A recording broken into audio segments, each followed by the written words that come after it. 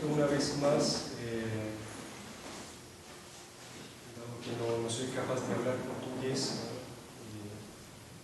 hablaré español lo mejor posible, lo más lento posible. No duden en levantar la mano y preguntar si algo no está muy claro.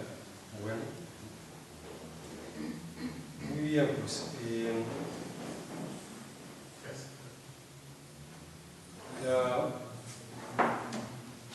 el tema de esta pequeña palestra es la espiritualidad de la Cuaresma. Obviamente que yo no pretendo hacer una descripción o un gran tratado acerca de la espiritualidad cuaresmal, sino avanzar algunas consideraciones entre muchas otras que podrían hacerse, que tal vez podrían ayudarnos a enriquecer este tiempo, vivirlo según el sentimiento de la Iglesia y especialísimamente según la mente y el corazón divino. Para eso me voy a servir de la lectura de la profecía que todos escuchamos el miércoles de ceniza, cuarta feria de ceniza, tomada del profeta Joel. Y vamos a intentar hacer una relación, una asociación entre la profecía de Joel, el misterio de la providencia divina y el espíritu cuaresmal. Espero que la relación no sea muy forzada, pero creo que no. Creo que podemos encontrar relaciones útiles para nuestra vida espiritual.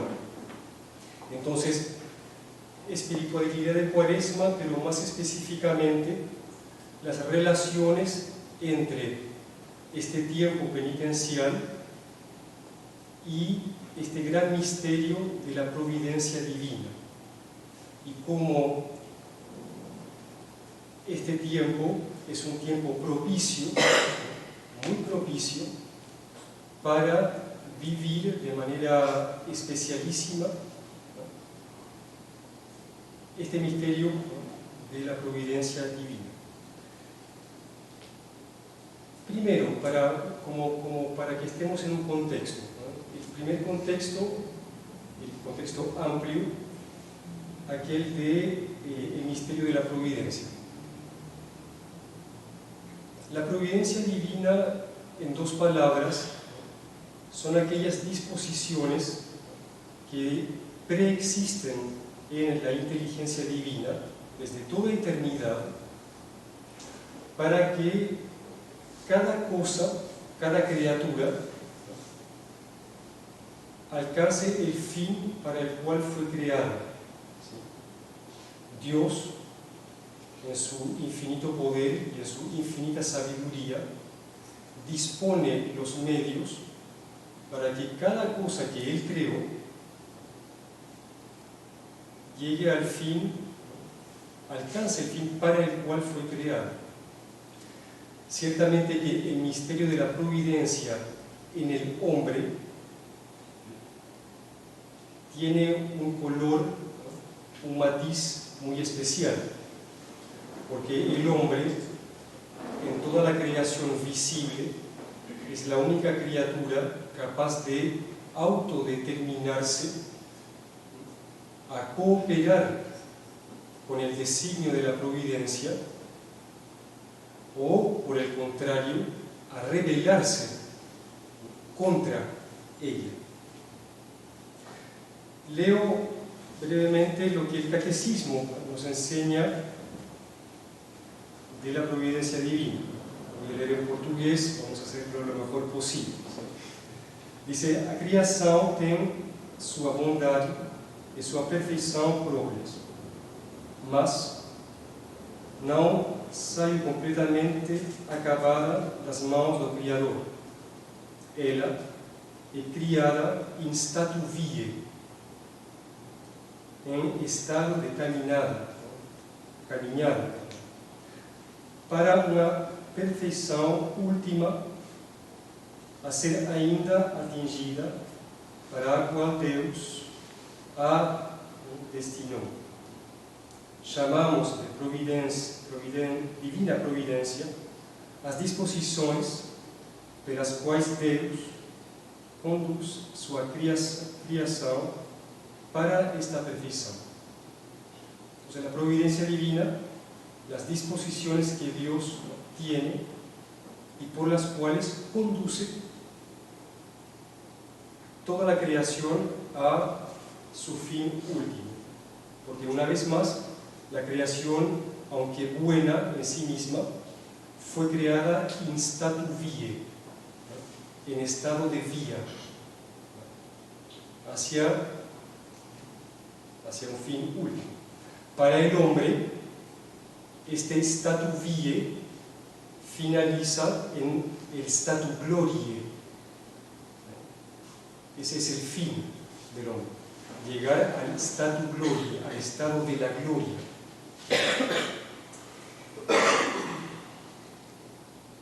Primer contexto.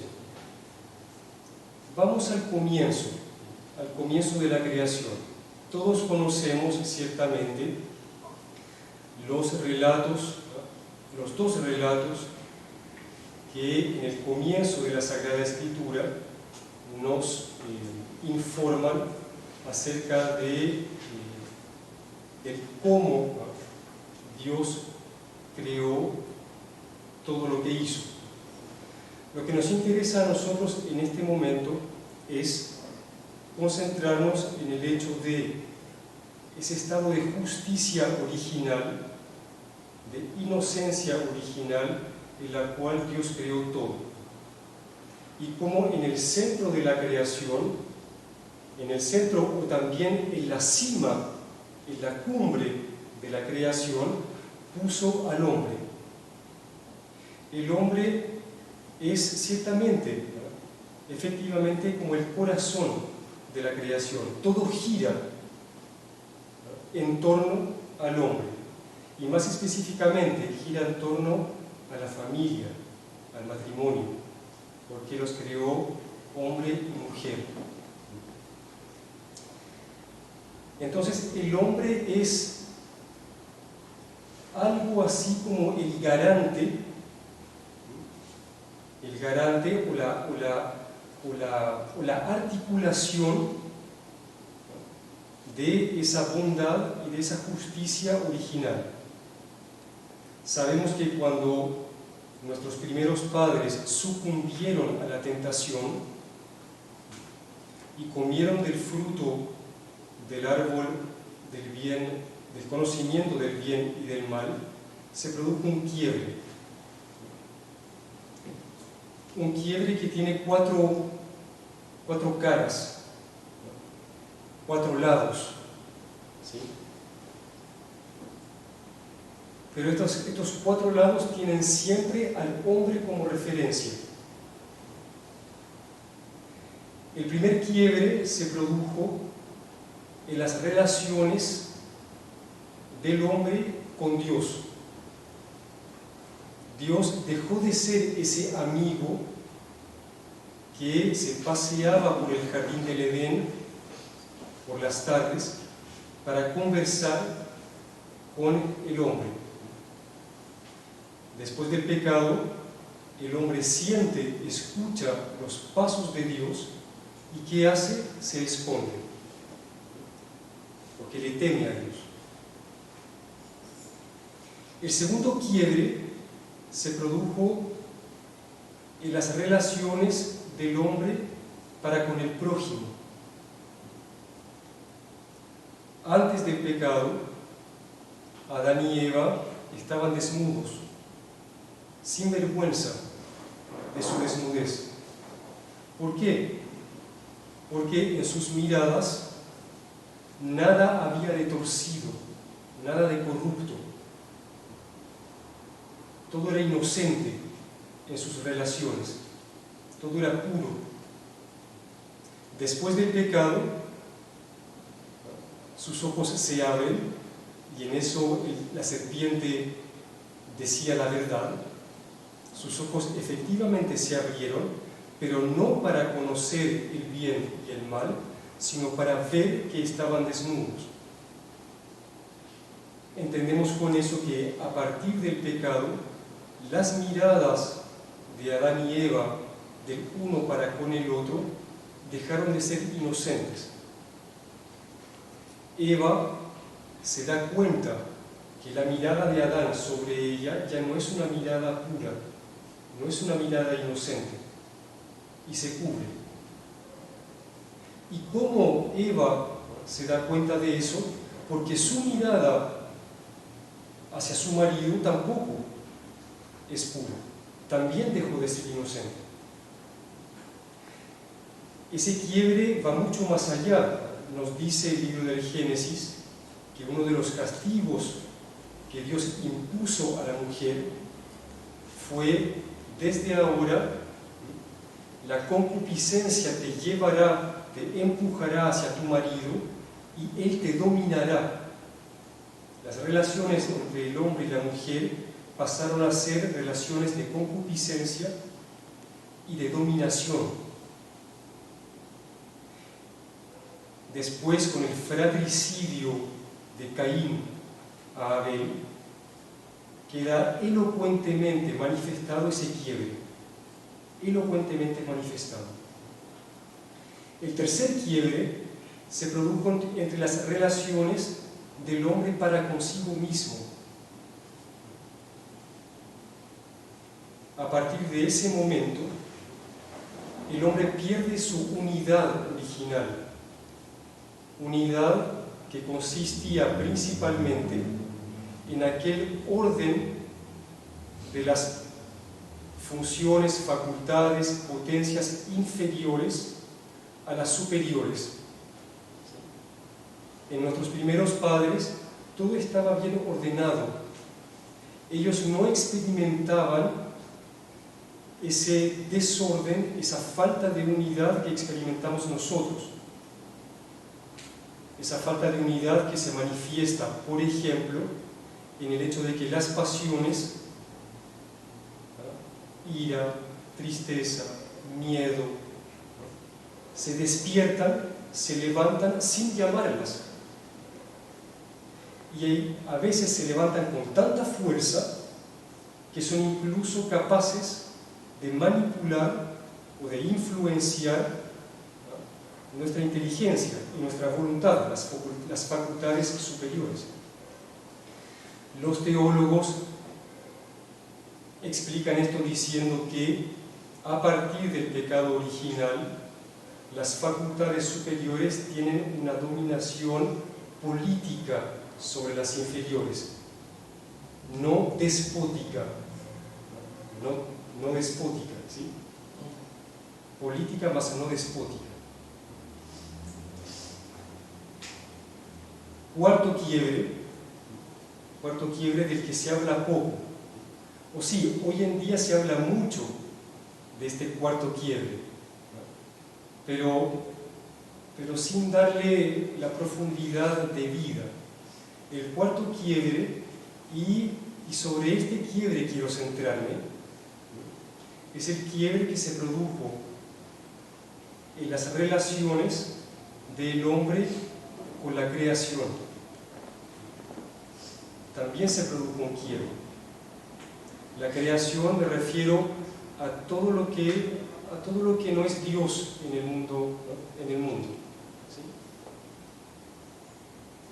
Árboles, montañas, cielo, estrellas, ríos, mares.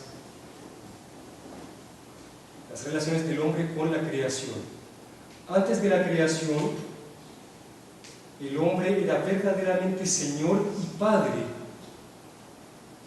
de la misma. Dios incluso confía a Adán la noble misión, la alta misión de dar un nombre a cada una de las bestias, ¿no?, que paseaban enfrente de él. Es el Padre el que da el nombre, ¿sí? Adán era verdaderamente padre de la creación. Después del pecado se produce un quiebre profundo. Se ven las consecuencias. A partir de este momento, con el sudor de tu frente, tirarás el pan para tu subsistencia, y la tierra te dará espinas. La tierra será para ti, a partir de este momento, algo hostil. Incluso aquello que hay más noble en la naturaleza, lo más noble que podemos encontrar en la naturaleza, la maternidad, pasa a ser algo penoso. Porque Dios dice a Eva, y con dolor, a partir de este momento, con dolor, parirás. Incluso eso que es tan noble, que es tal vez la relación más íntima que el hombre puede tener con la naturaleza, la más íntima, incluso esa relación se quiebra.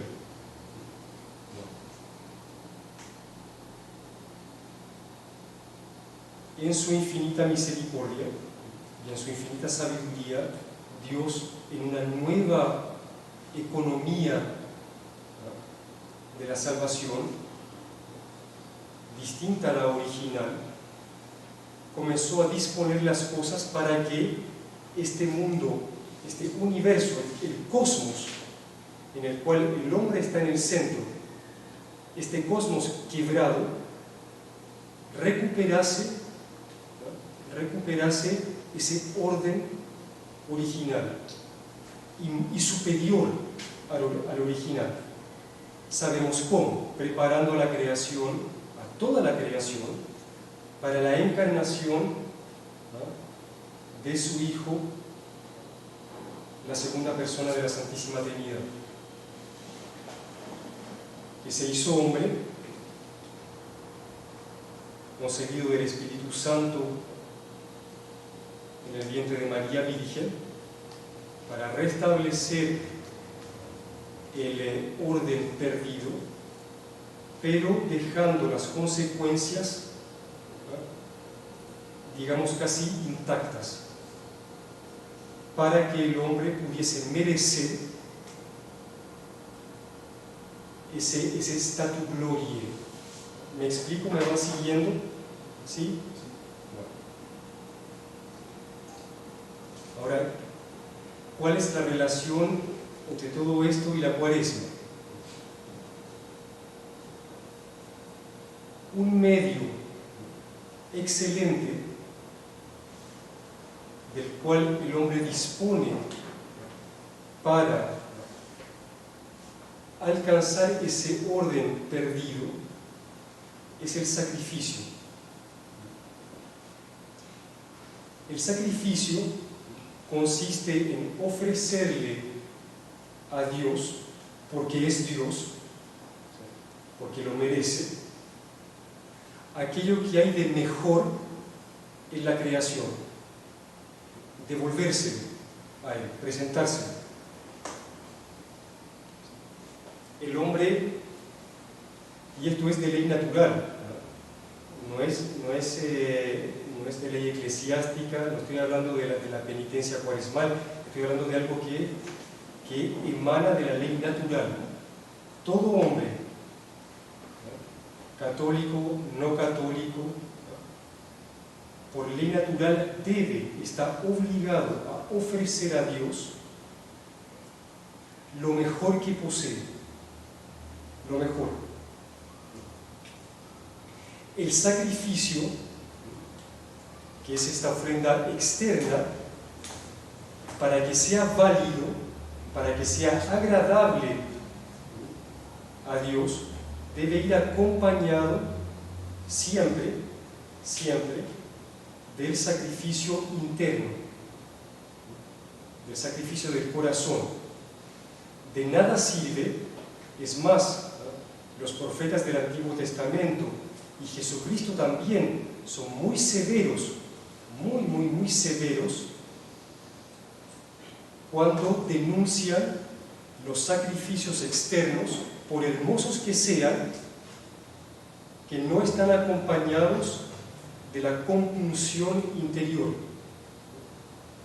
Dice el Señor por boca del profeta Isaías: yo vomitaré sus sacrificios, porque son sacrificios hipócritas, obras externas, ofrendas externas que no están acompañadas del ofrecimiento interno. Entonces, para que el sacrificio sea agradable a Dios, para que Dios acepte ese sacrificio y devuelva sus favores, sus gracias, sus dones, debe ir acompañado de la compunción del corazón. Este medio, aun cuando es uno de los medios principales de santificación personal, es también uno de los medios, como veremos a continuación, para cooperar con la providencia divina, es decir, para cooperar con aquellas disposiciones por las cuales Dios conduce toda la creación, toda, hacia ese estado final al cual está destinada. Sabemos que ese estado final son los cielos nuevos y la tierra nueva, ¿no?, que nuestro Señor vendrá a instaurar cuando regrese el último día. ¿Sí?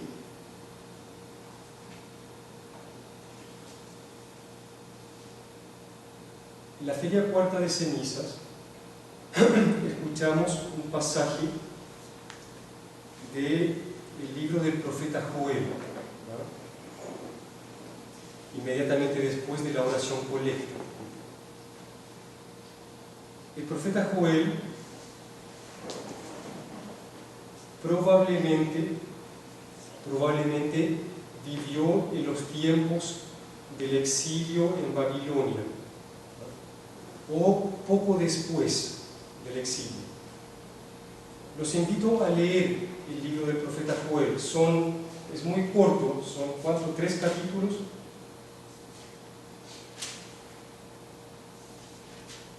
Cuatro capítulos, son 5 páginas. ¿Cuál es el contexto? ¿Cuál es el contexto? El pueblo ya está de regreso en la tierra prometida, después del exilio en Babilonia, y como ustedes tal vez saben, en aquella tierra son muy frecuentes las epidemias de langostas. Una langosta, estos insectos, los grandes que vuelan, ¿sí? ¿Se acuerdan las 10 plagas en Egipto? ¿Sí? Gafanhotos, ¿sí? Gafanhotos.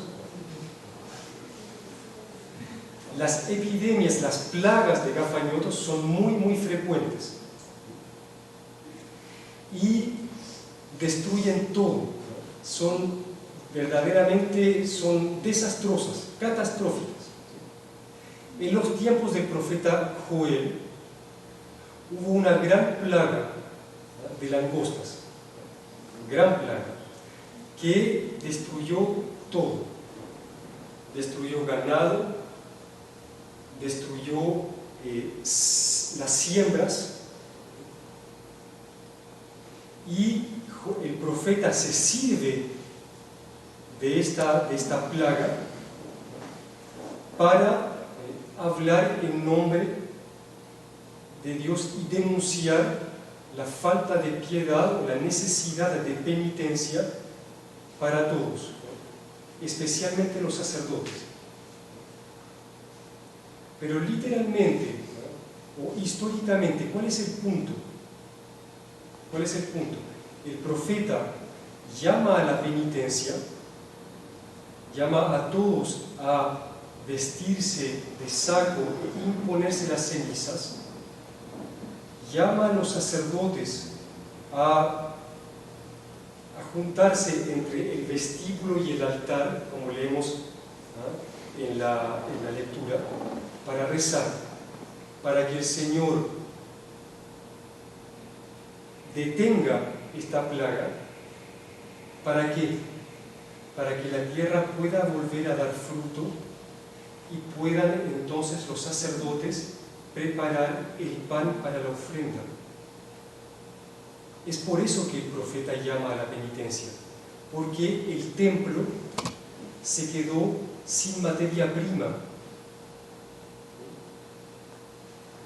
Los sacerdotes se quedaron sin materia prima, sin ganado que produjese leche,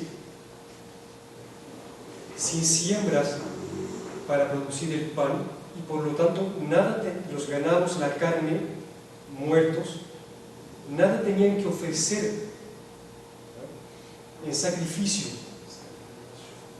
¿Me explico? ¿Sí? ¿Tengo que repetir? Por favor. Bueno, el profeta llama a la penitencia porque ¿cuál era la consecuencia más desastrosa de esta plaga? La consecuencia más desastrosa es que los sacerdotes ya no tenían materia prima para sus sacrificios. No tenían nada que ofrecer, ni animales que sacrificar, porque estaban ya muertos, porque no tenían nada que comer, porque la langosta, el gafanhoto, había comido todo el sembradío. Y esa era la gran calamidad, ese era el mayor desastre. ¿Sí? No tenían nada que ofrecerle a Dios. Y por lo tanto, era imperativo, ya que no tienen nada externo que ofrecer, era imperativo que con más fuerza aún ofreciesen su corazón en sacrificio. ¿Qué es lo que ocurre? Los sacerdotes y todo el pueblo se impone las cenizas, se viste de saco y se somete todas las obras de penitencia, todas las acciones penitenciales, ayuno, oración sobre todo, limosna,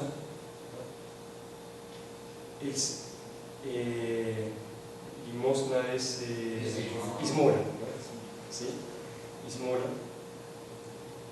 El Señor ve la contrición, ve el dolor de los corazones del pueblo y detiene la plaga.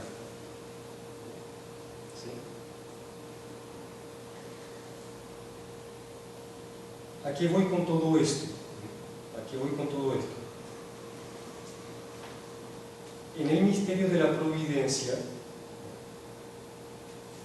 hay que incluir siempre las causas segundas libres, es decir, a los ángeles y a los hombres. Dios, cuando gobierna el mundo, y la providencia es como una parte, ¿ya?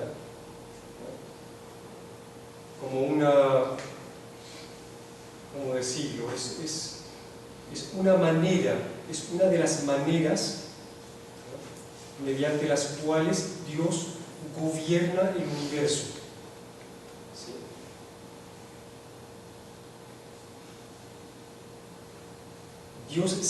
Dios podría gobernar el universo sin contar, sin servirse de causas segundas. podría hacerlo él solo, y es capaz, ¿no? Porque es todopoderoso, puede todo y conoce todo, ¿sí? Esta pequeña flor, ¿no? Este pequeño brote, ¿no? Hasta la última molécula, hasta la última célula, hasta el último átomo de esta pequeña e insignificante flor está presente en la inteligencia divina. ¿Sí? Está presente, en acto. Dios la conoce y Dios la gobierna y Dios la conduce hacia su fin propio. Él podría, por lo tanto, gobernar todo el universo solo, pero en su sabiduría quiere servirse de causas segundas, especialmente de las causas segundas libres, nosotros. Eso manifiesta la sabiduría divina. Me permito leer un artículo de la cuestión 103 de la prima pars de la Suma Teológica respecto al gobierno divino. Dice Santo Tomás se pregunta si todas las cosas son gobernadas por Dios. ¿Sí? Y la respuesta es la siguiente. Dice: dos elementos deben considerarse en el gobierno. En cualquier gobierno deben considerarse dos elementos. El plan de gobierno, por un lado, o plano, que es la providencia misma, y la ejecución del plan. ¿Sí? El plan de gobierno y la ejecución del gobierno. La providencia divina tiene que ver más con el plan de gobierno.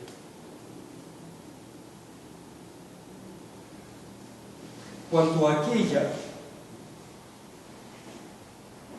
la providencia, Dios gobierna inmediatamente las cosas. Cuanto a esta, en cuanto a la ejecución, en cuanto al plan de gobierno, Dios lo hace solo. Dios hace su propio plan de gobierno. ¿Sí? En eso no necesita a nadie. Pero en la ejecución de su plan, gobierna mediante otros. Y la razón de esto es que Dios es suma bondad. Es suma bondad. Y dice que es mejor comunicar el poder a otros, el poder ejecutivo, es mejor comunicarlo, compartirlo, participarlo con otros, que guardarlo para sí. Es mejor. Manifiesta la bondad divina. Leo un poco más adelante, un poco más abajo, dice: debe decirse que Dios gobierna esencialmente todas las cosas, aún las mínimas particularidades. Mas, como las cosas gobernadas deben ser llevadas a la perfección, tanto mejor será cuanto mayor sea la perfección que se comunica. Y por lo tanto, mejor será comunicar la perfección de gobernar. Por tanto, Dios gobierna las cosas de modo a hacer de unas causas de otras. En cuanto al gobierno, como si un maestro no solo comunica la ciencia a sus discípulos, sino que además los hace maestros de otros. ¿Sí? El maestro es mejor maestro cuando hace de sus discípulos maestros de otros. ¿Sí? Bueno, vamos a hacer una pequeña síntesis. Sé que esto parece un poco como elementos disparates, un poco dispersos. Hagamos una síntesis. En el tiempo cuaresmal estamos llamados con una fuerza especial, con más insistencia, a imponernos las obras penitenciales. En las obras penitenciales no podemos olvidar, no podemos dejar de lado el ofrecimiento interno, el ofrecimiento del corazón. Sin ese ofrecimiento del corazón, las obras cuaresmales son vanas. Peor aún, son causa de repulsión para Dios. A Dios repugnan las obras cuaresmales, las obras penitenciales externas, que no están acompañadas del ofrecimiento del corazón, cuando no hay adecuación entre lo externo y lo interno.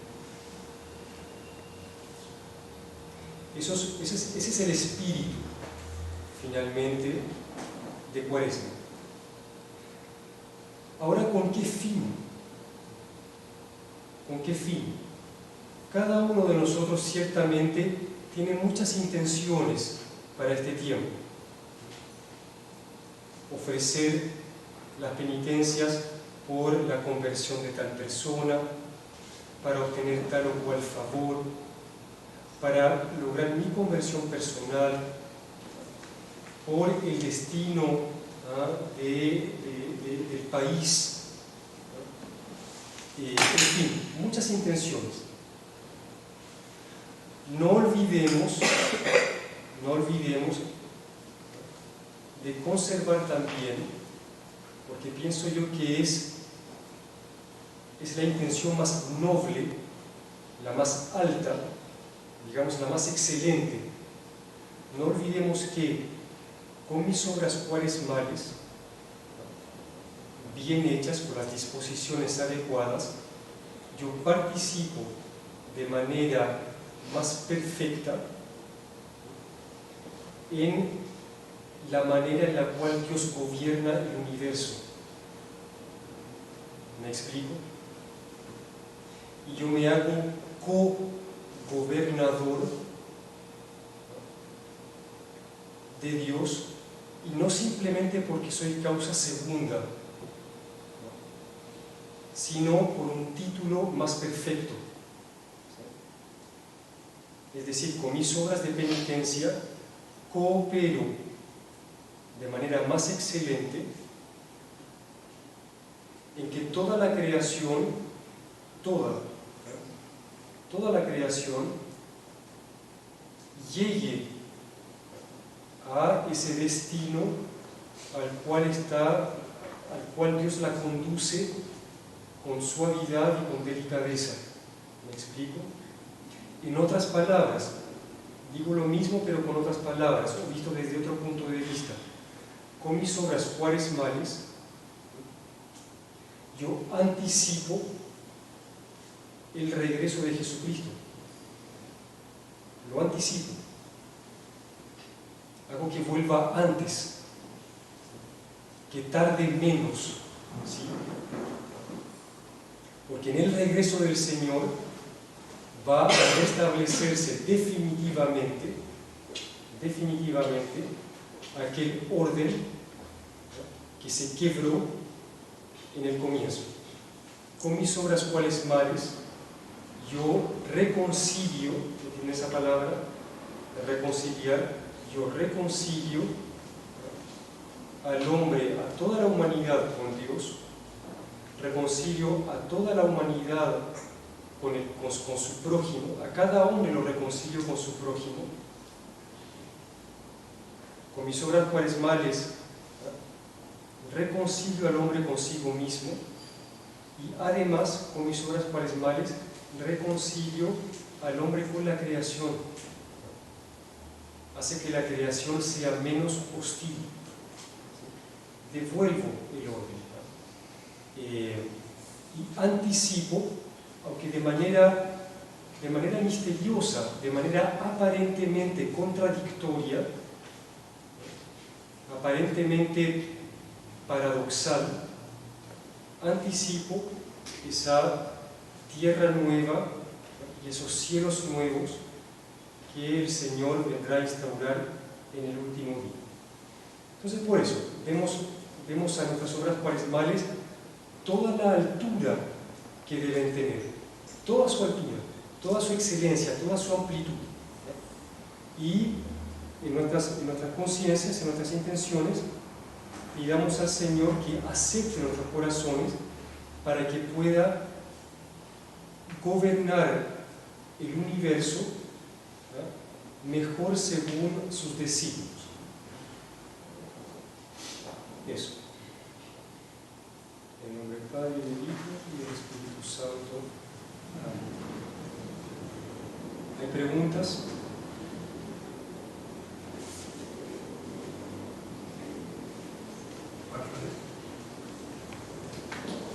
Padre,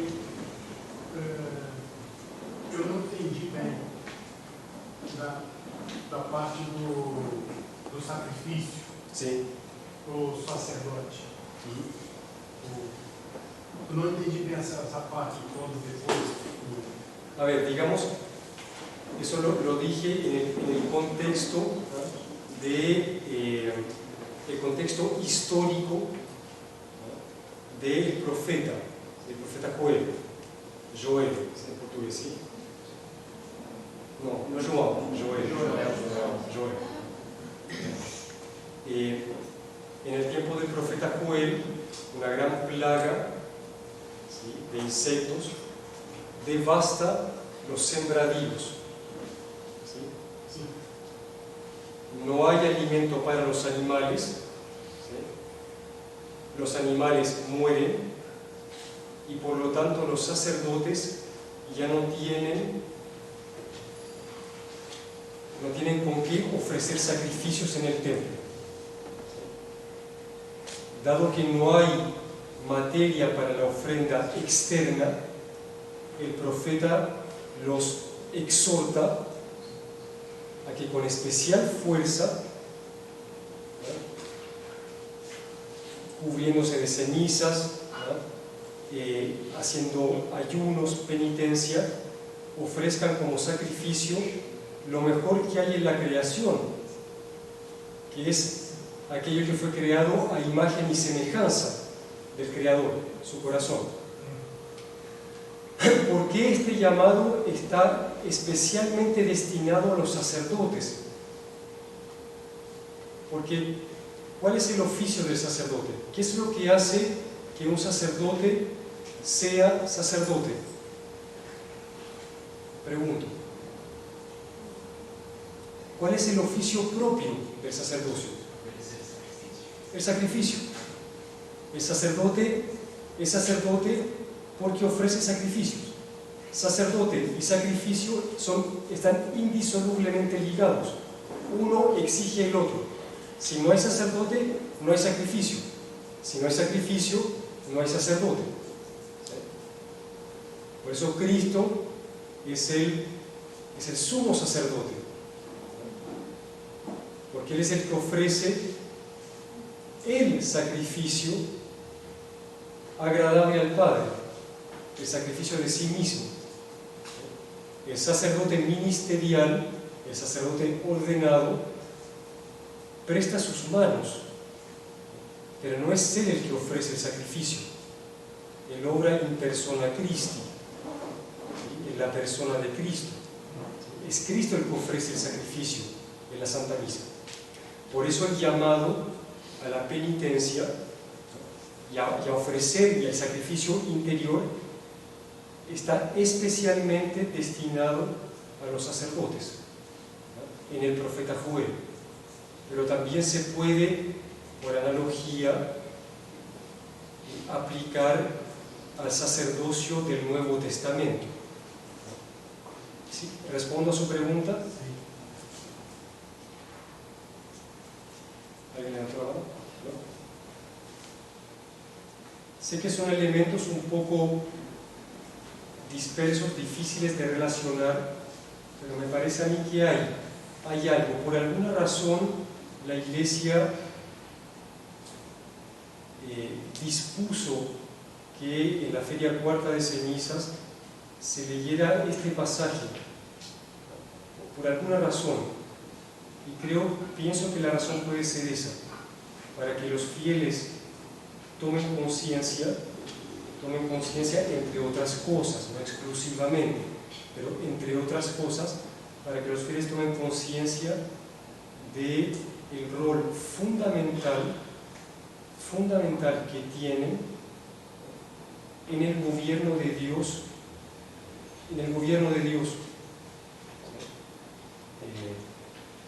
y de cómo los cristianos, nosotros estamos llamados especialísimamente, de una manera y por un título muy particular, estamos llamados a cooperar con la providencia para que toda la creación, no solamente yo personalmente, y no solamente mis hermanos, mi prójimo, sino toda la creación, toda, hasta esta planta, llegue, alcance su fin propio. ¿Me explico? Y por eso el que ha sido bautizado en la muerte y resurrección de Cristo es por excelencia co-gobernador del universo, por excelencia. Y ese gobierno, la ejecución de ese gobierno, se realiza de manera admirable, de manera altísima, por medio de la penitencia. ¿Ven la relación? ¿Sí?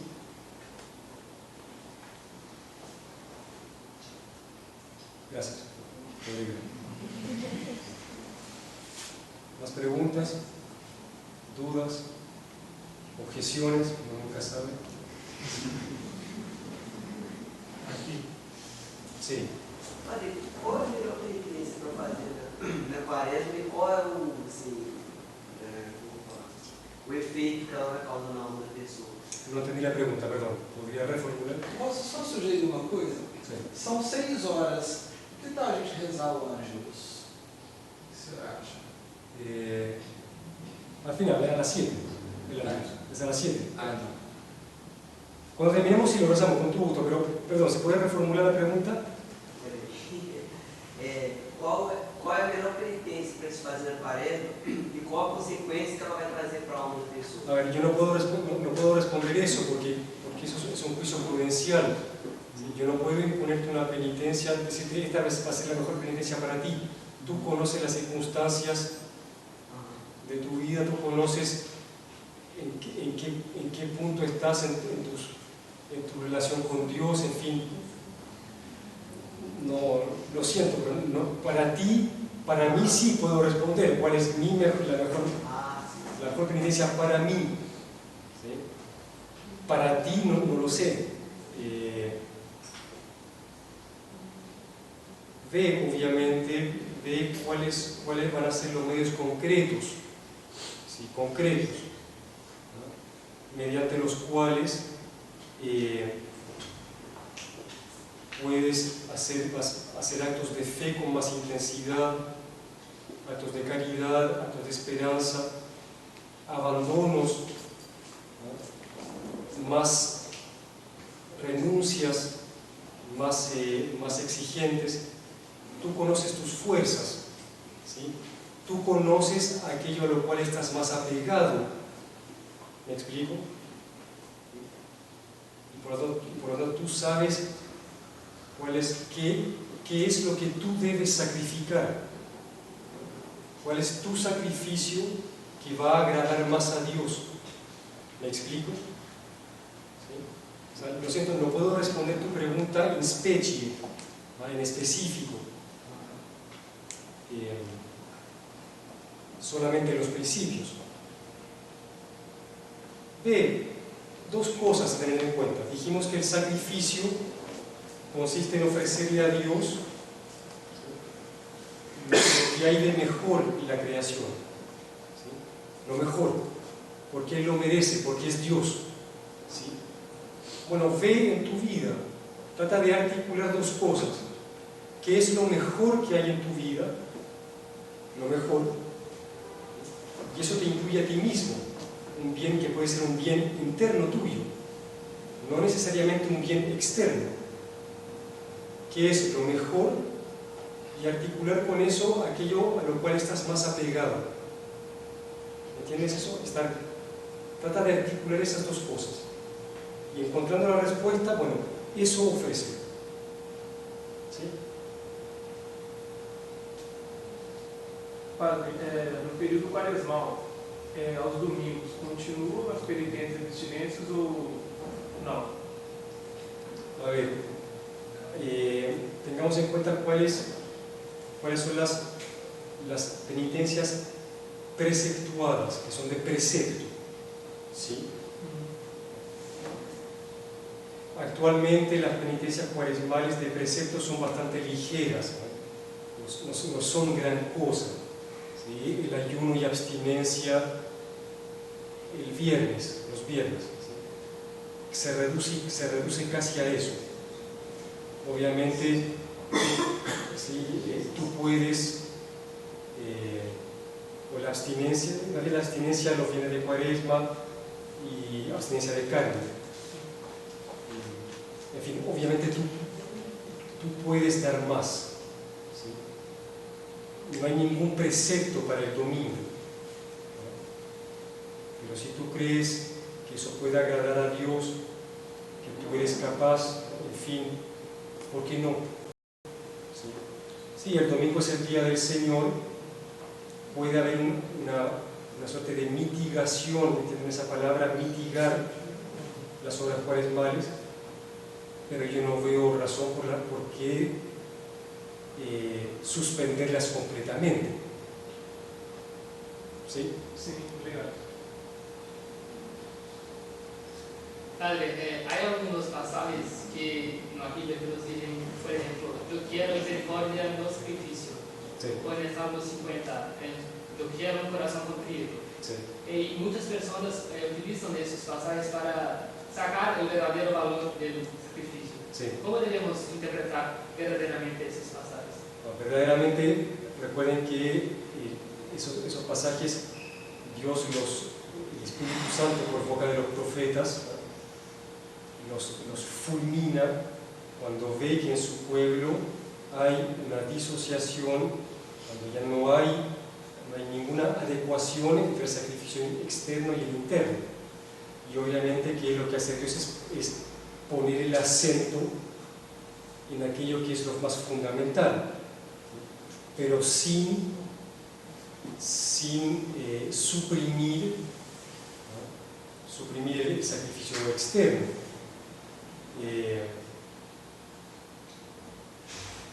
Hay que interpretarlo de esa manera, interpretarlo de la manera que el sacrificio externo, como dije hace unos minutos, el sacrificio externo no tiene absolutamente ningún valor, ninguno, si no está acompañado del interno. Y no tiene ningún valor porque nada puedo agregarle a Dios. Ni lo más precioso, ni lo más hermoso, ni lo más noble de la creación puede aumentar la gloria divina. Nada añade al Creador. Y es por eso que, en sentido absoluto, la ofrenda externa a Dios no le interesa. Pero dado que el hombre, dado que no somos ángeles, somos un compuesto de alma y cuerpo, la ofrenda externa tiene que estar. Tiene que estar. En el hombre siempre tiene que haber una articulación entre lo que pasa en el interior y lo que pasa en el exterior. Y eso también en la vida natural, ¿no? En el ámbito natural, en cualquier ámbito. Piensen en un matrimonio. Ustedes están casados, ¿sí? Bueno, ¿qué pensaría usted, ¿no?, si su marido no tiene ninguna manifestación externa del amor que tiene por usted? Ninguna. Y que usted te reprocha a su marido eso, y que su marido le dice, pero si yo te amo, en mi corazón te amo mucho, mucho, mucho, mucho, mucho, más que todas las cosas, ¿eh? Tú eres la más bonita, ¿sí? Pero nada manifiesta externamente eso. Algo estaría mal, ¿no es cierto? ¿Sí? ¿Por qué? Porque la exterioridad es connatural al hombre. Al mismo tiempo, ahora volvemos al ámbito sobrenatural, ¿sí? Mi ofrecimiento interno tiene que manifestarse de alguna manera, tiene que manifestarse externamente. De lo contrario, es incompleto y podría ser incluso, podría faltar de honestidad, ser deshonesto. Los protestantes tienen eso. El protestante tiene una muy mala antropología, una malísima antropología. El protestante no logra, la filosofía protestante no logra articular de manera adecuada la unión sustancial de alma y cuerpo. Para el protestante hay una suerte de dualidad. ¿Sí? Entonces lo que importa es ya la obra interna. ¿Sí? Acepta a Cristo como tu Salvador y estás salvado. Eso basta. Yo puedo aceptarlo con un movimiento de mi inteligencia y ya está. Nada externo necesito hacer para aceptar a Cristo como mi Salvador. Hay un quiebre en el protestante, un quiebre artificial. No, somos una unidad sustancial, ¿sí? Y por lo tanto tiene que haber siempre adecuación, correlación entre, ¿no?, el ámbito espiritual y el ámbito corporal. Hay que manifestarlo externamente. ¿Cómo lo manifiesto externamente? Bueno, ofreciéndole a Dios lo mejor que tengo en mis manos. Hago un cáliz, pero no lo hago de cualquier cosa, lo hago de oro, porque el oro es el metal más precioso. ¿Sí? Hago una estatua de Nuestra Señora, pero la hago en mármol, porque el mármol es la piedra más preciosa. ¿Sí? En el Antiguo Testamento ofrezco un animal en sacrificio, pero no ofrezco cualquier animal, ofrezco un cordero, que es blanco, puro, limpio, inocente. No ofrezco un puerco, ¿no? ¿Sí? ¿Me explico? Entonces tiene que haber esa correlación, tiene que existir. ¿Por qué? Porque somos católicos y conocemos bien, ¿no?, concebimos bien la naturaleza humana. Es antinatural, es contrario a la ley natural.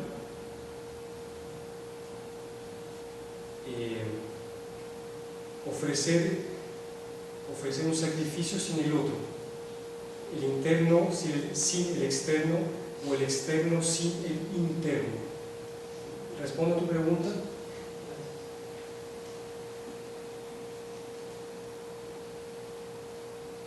Es más, hay enfermedades psiquiátricas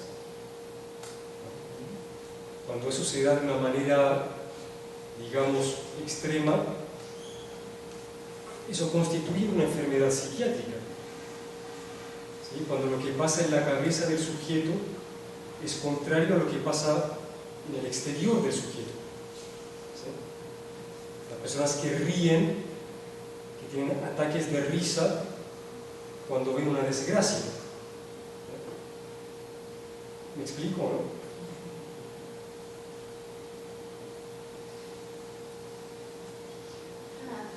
Antigamente, as penitências eram muito mais severas, algumas pessoas tinham costumes bem, que a gente ouve falar, né, flagelações, a história mostra, né, o uso do silício, e caiu em desuso isso. Eu ouvi dizer que é pelo fato de que antigamente não havia todo o conforto que se tem hoje, e que para aquelas pessoas não havia outra maneira de se sacrificar mais, pelo fato de já ser uma vida muito difícil, né? Hoje nós temos uma vida muito cômoda, né? A gente tem muitas coisas que nos trazem conforto, né? Sim. Eu queria ouvir a opinião do senhor a respeito disso. Por que havia essas penitências tão graves, tão... Mi opinión es que no estoy de acuerdo con ese argumento.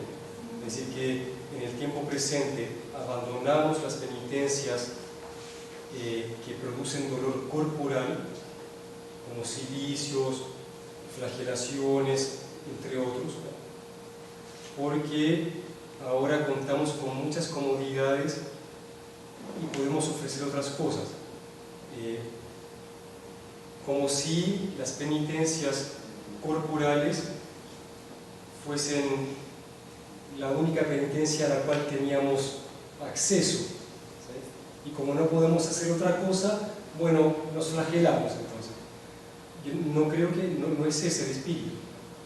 Creo que es un poco caricaturizar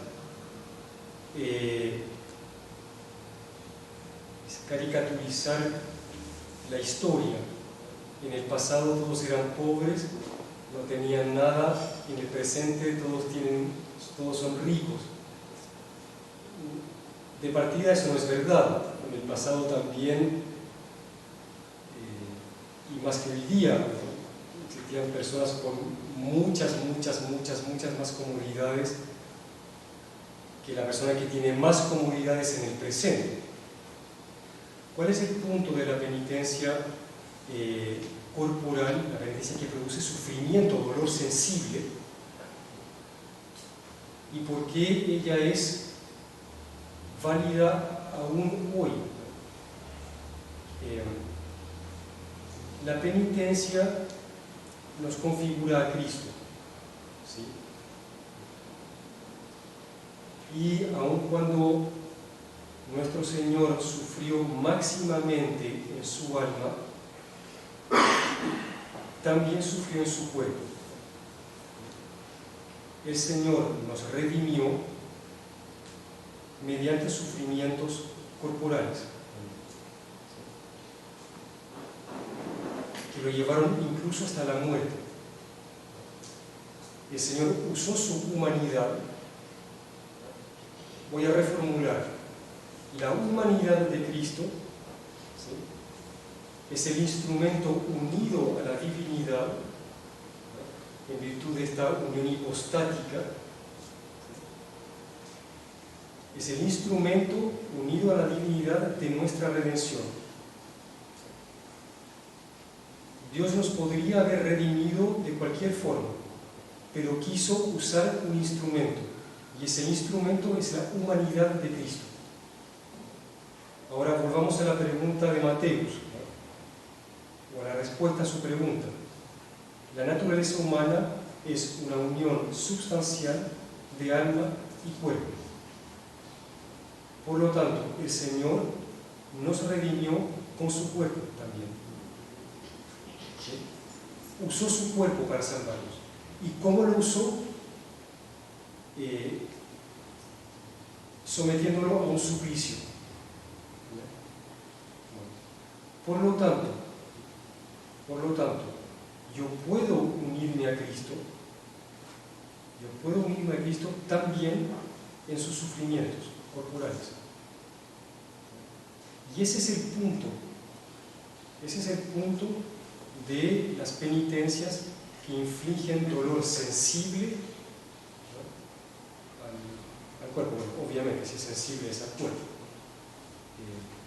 Unirse de manera más íntima a los dolores del Señor.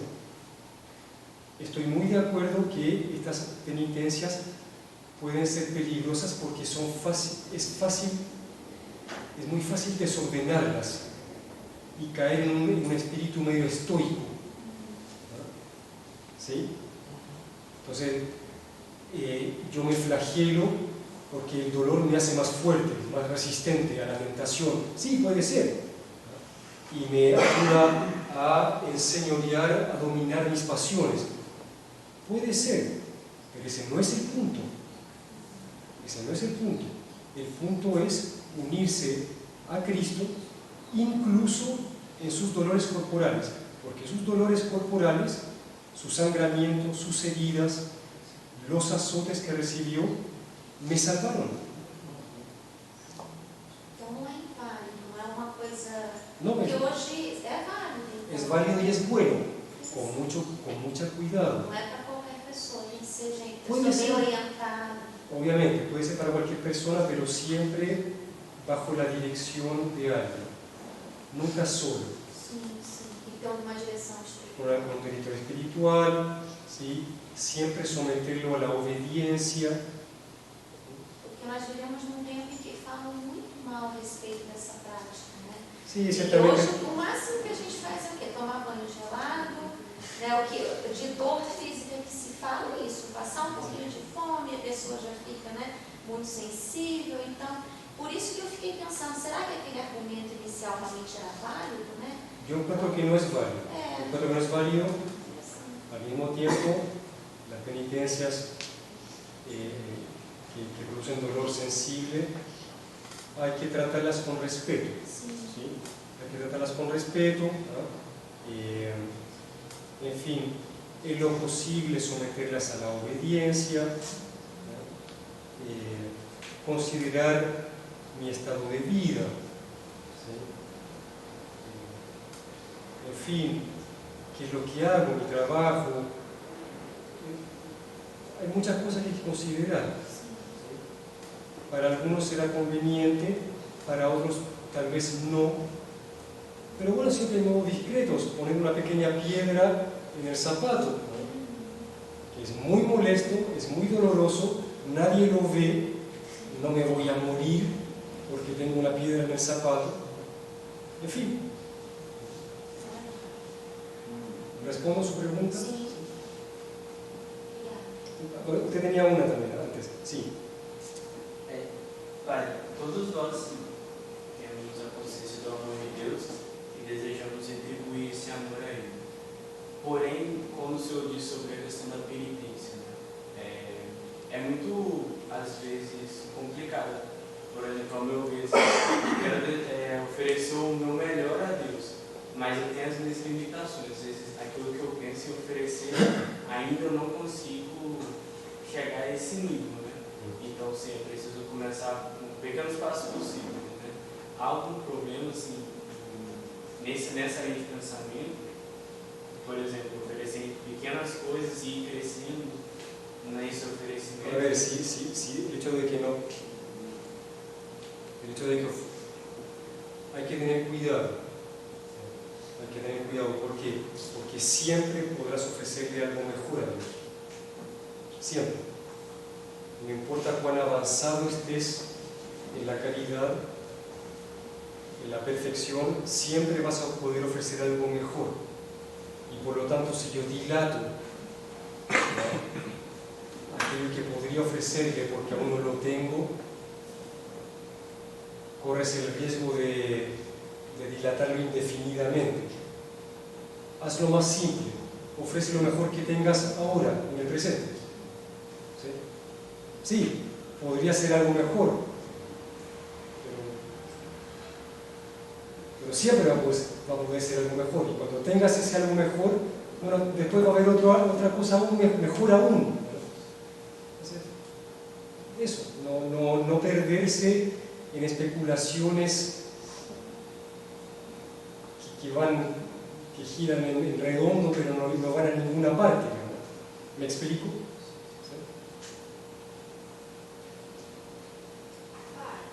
Me surgiu uma dúvida quando você estava respondendo a pergunta anterior sobre as penitências. Sí.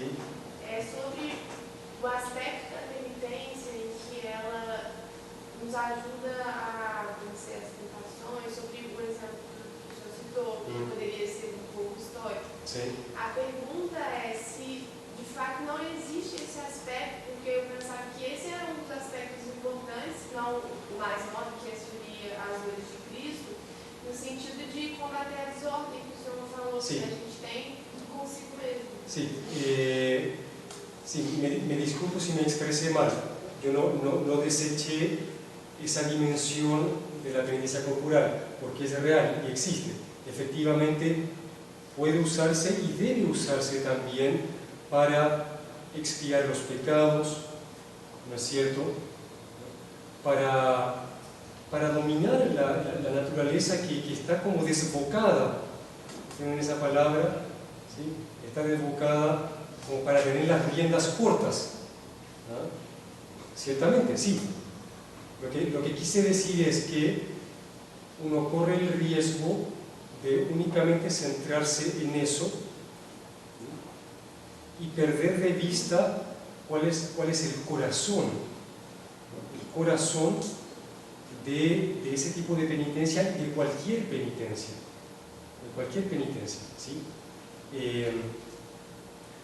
Eso, tener cuidado para que ese riesgo no se verifique. Pero sí, ciertamente que puede y debe usarse ese tipo de penitencia y cualquier penitencia. ¿Para qué?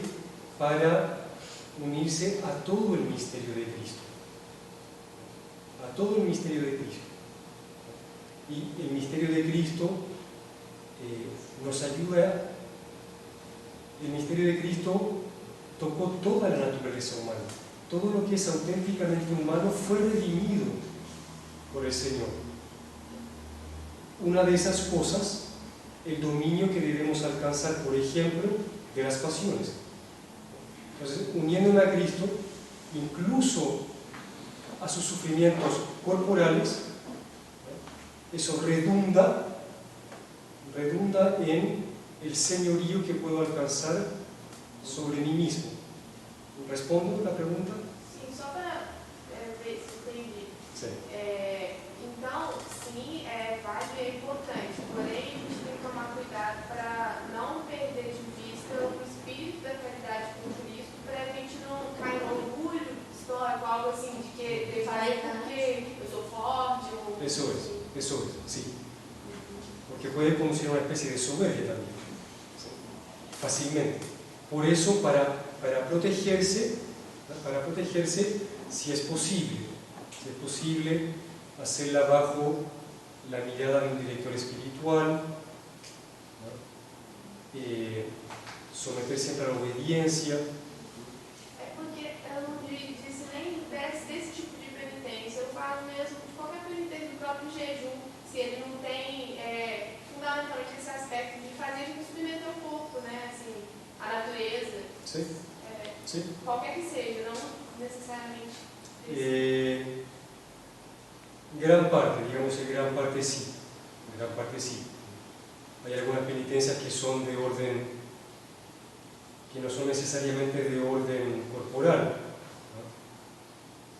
La persona que habla todo el tiempo, que habla sin parar, habla, ¿no? Bueno, una buena penitencia, me callo, no hablo. Eso es como de otro orden, me explico, pero es una verdadera penitencia, ¿no? Una verdadera penitencia.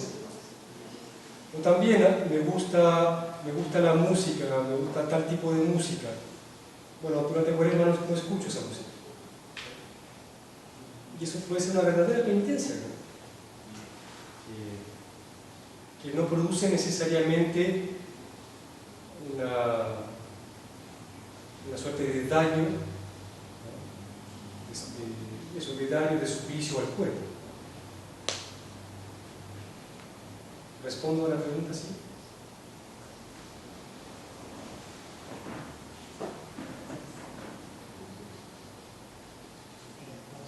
O senhor falou no final da palestra como que a penitência quaresmal se antecipa a vinda de Cristo. Sí. Como que a penitência quaresmal antecipa a vinda de Cristo? Anticipa la venida de Cristo porque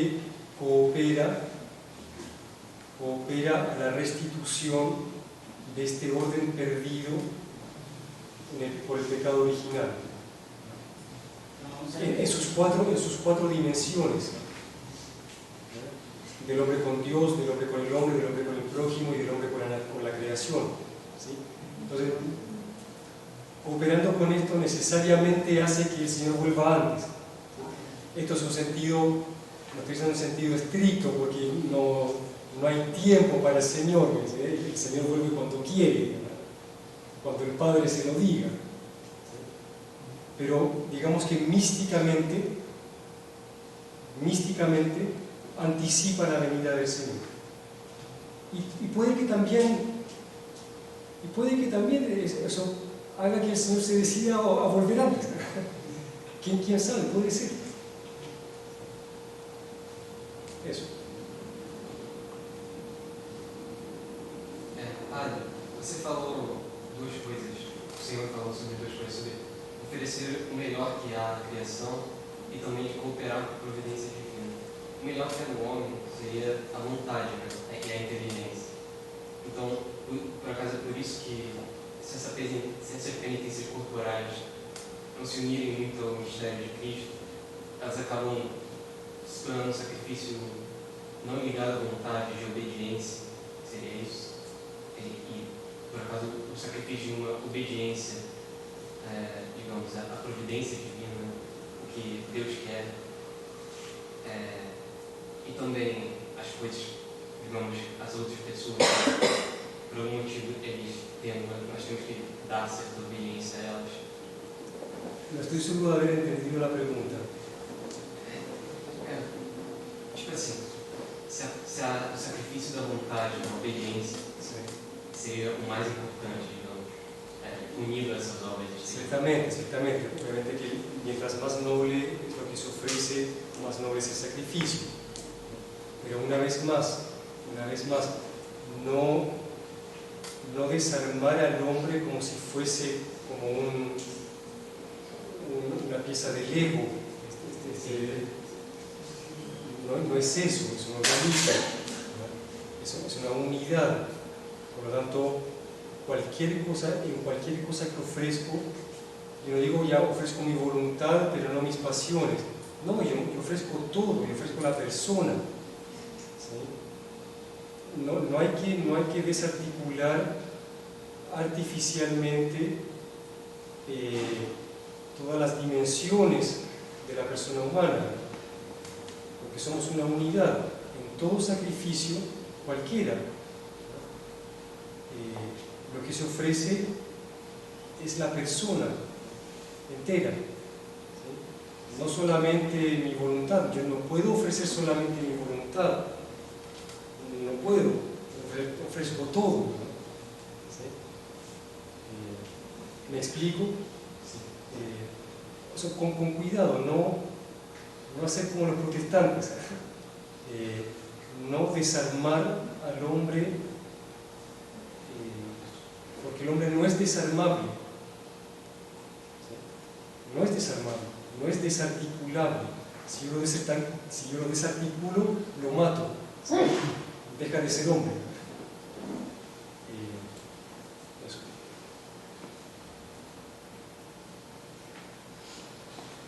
O senhor falou que a quaresma tem a ver com a questão do sacrifício.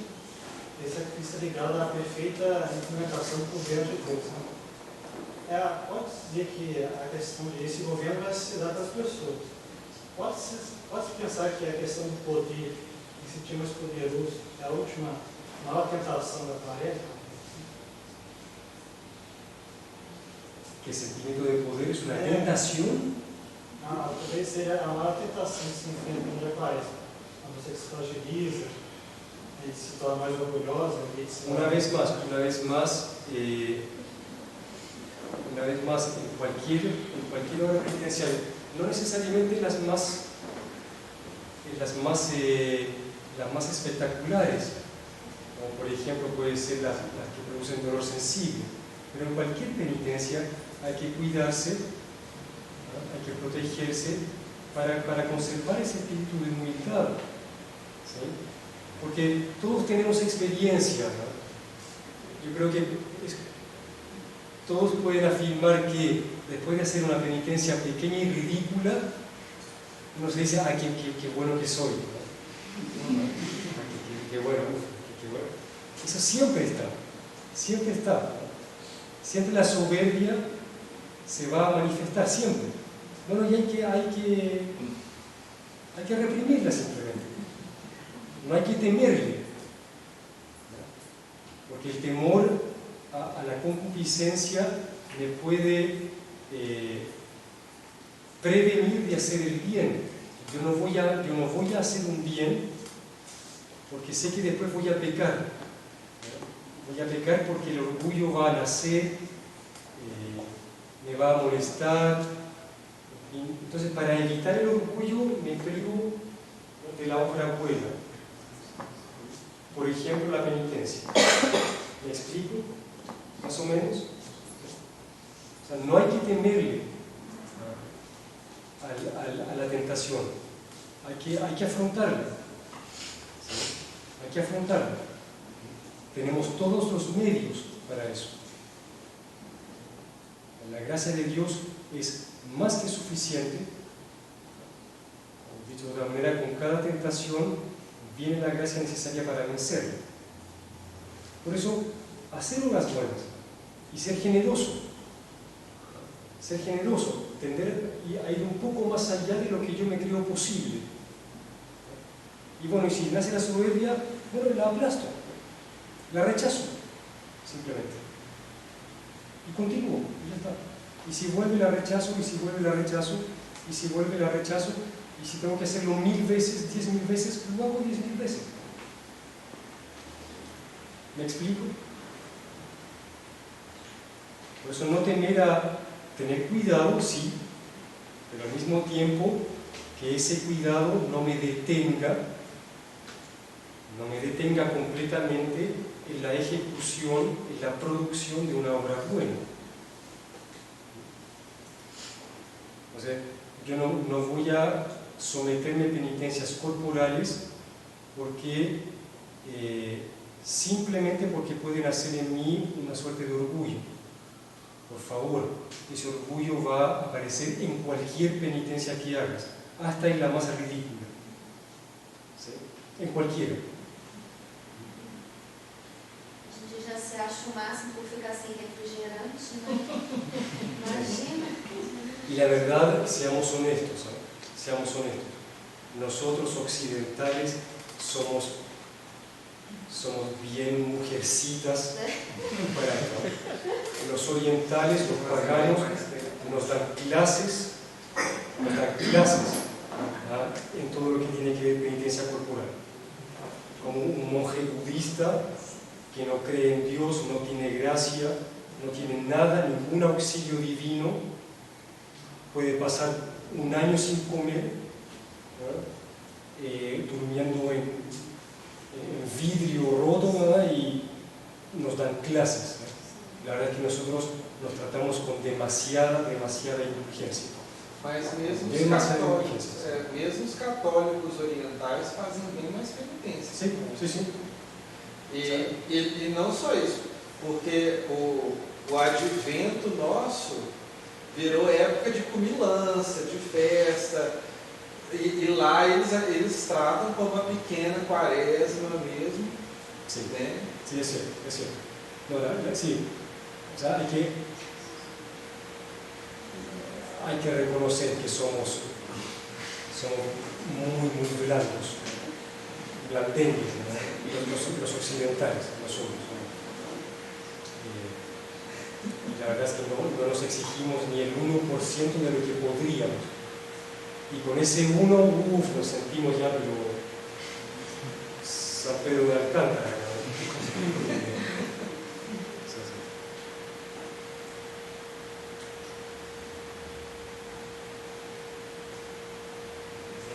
recemos el Ángelus ahora, ¿sí? Em latim, Bueno, vocês querem procurar o Ângelus em latim no celular?